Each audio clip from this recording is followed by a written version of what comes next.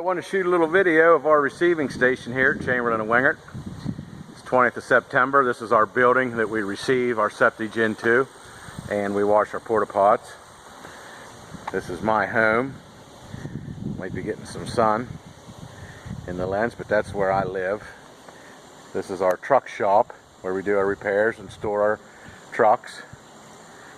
That upper lot, my parents live up there, and I have a couple of rental houses, and I store some of my restroom trailers up there. This is just making a circle here of our facility. This is our office trailer, and as you can see from our office trailer, you can clearly see the Burroughs treatment plant progress. They're doing their new upgrades and whatnot. You can see if I walk here, their facility, which is right across the field. That's the Burroughs plant right there. I'm getting a little ahead of myself. I'm going to go back in our building. This is our office trailer again. My truck shop. Out towards Lurgan Avenue, the view, my parents' house and a couple of my rental houses. This is my house I live in. And I'm going to walk into our disposal building. And this is where we dispose of our septage. As you can see, we have a pressure washer here to clean up our trucks. We have a grit dumpster that all the waste goes through, settles out the grit.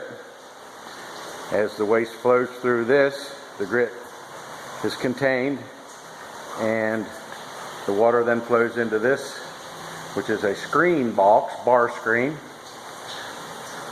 All the rest of the garbage is screened out at this point and goes into this dumpster. As the water goes through this screen box, it goes into a tank which is underneath the floor here. And that's a 20,000 gallon storage tank that has a pump and aeration. This is the pump. It pumps it to our outside storage tanks. So we go from our grit dumpster into a bar screen. So we get all the trash and grit out up front, drops through into our holding tank in the building, then is pumped with this pump to our outside tank. I'll walk outside now.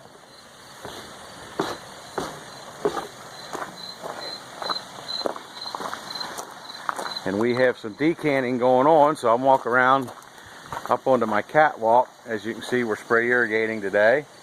That's the water that we would normally be sending down to the borough. Today it's being spray irrigated onto a hay field. This round tank is our main storage tank, where the water from inside is pumped into it. It's a 70,000 gallon tank where we lime stabilize the septage. Then we use a pump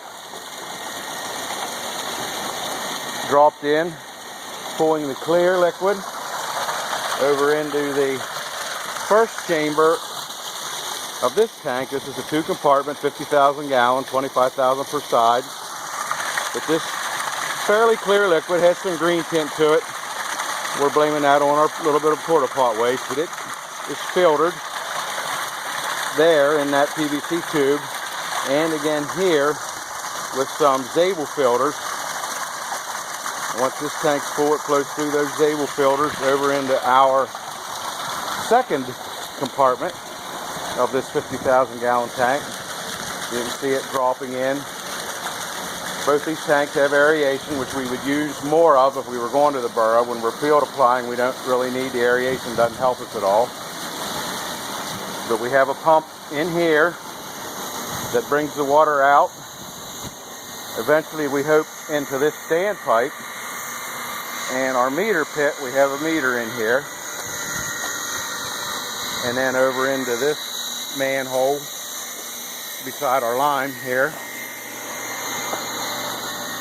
That's my manhole on my property, and then the Burroughs manhole that we tapped into is down there at that orange stake at the edge of the cornfield. There's grass growed up there, but there's a manhole there. And then there's the Burroughs plant. our goal is to transfer this water during the winter months at whatever rate and whatever strength the borough can afford. And again, that process is the same. Inside, outside, lime stabilized, decant, aeration through this meter pit into our manhole and then to the borough's manhole. Today our process is inside pit, outside pit, lime stabilized through a couple of filters into these two compartments, and then we're running it through a irrigator.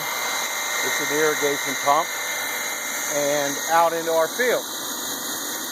And depending which way the wind's blowing, we try to choose a user-friendly sprinkler head that sends the odor of the lime stabilized septic. Usually isn't much of an odor to it, but we try to see that it's blowing into that woods. I have 28 acres of woods there. Today it's blowing right into my woods, and that's what we try to plan our spray irrigation if we're not offending any of the residents here in the West End of Shippensburg.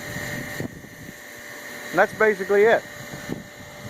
Here where I'm standing is where we plan to build a bigger storage tank because of the predicament we're in with the borough. Right now they're not accepting any of our water, and that has put a pinch on our operation a bit. We're land applying and spray irrigating, and that's all going to end here come November, December. So for me to keep operating, I need to either build a big storage tank or get some kind of cooperation from the borough's management team to get me discharging my decanted water back down at hopefully a slower rate and a little cleaner than before. We've added some components to clean this water up more, and hopefully we can all come to an agreement. But I just wanted to run this video to show council or anyone interested just how this operation works, how clean we keep this back in here.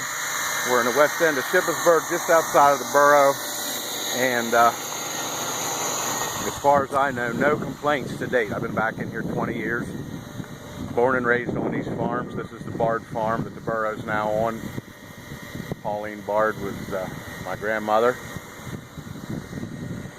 and that's where this ground has all come from, that the borough's plan is on. Those solar panels, that addition to the borough's plan, I actually sold the borough years back, so we are good neighbors, and we plan to stay that way, and just want to come to some type of agreement they can help us out with this water. All right.